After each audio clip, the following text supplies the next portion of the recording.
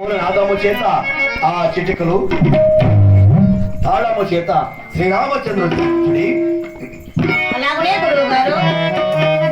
జగత పీరాముడు శ్రీరాముడే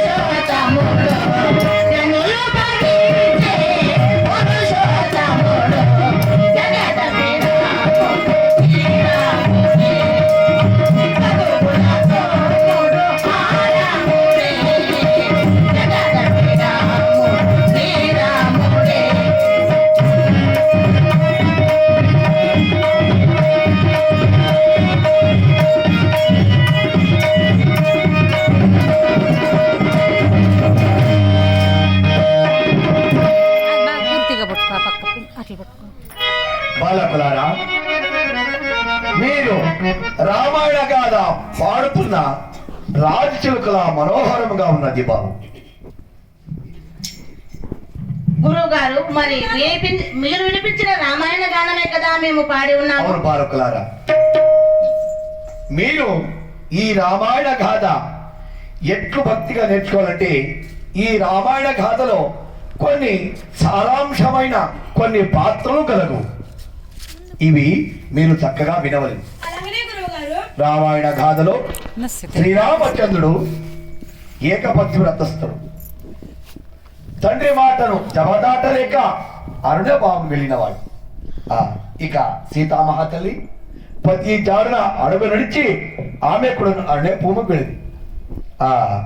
ఇక లక్ష్మణస్వామి అతను కూడా వెంబడి వెళ్ళినాడు. మీరు ఈ రామాయణ గాథలో తెలిసిన ఒక రహస్యం ఏమి తెలుసా? ఏమి గురువు గారు? లంకలో ఆ రావణాసురుడు సీతమ్మ కైకొని వెళ్ళి వనవాసం ఉండగా ఎంత ఆమెకు అష్టైశ్వర్యం చూపకుండా ఆమె ఎల్లప్పుడూ శ్రీరామచంద్రుడు ధ్యానించిన మహాతల్లి సీతా మహాతల్లి. ఇక రావణాసురుడు అంటున్నావా, లోక కంటకుడు సీతామహాతల్ని చెరబట్టాడు, సర్వ వినాశము.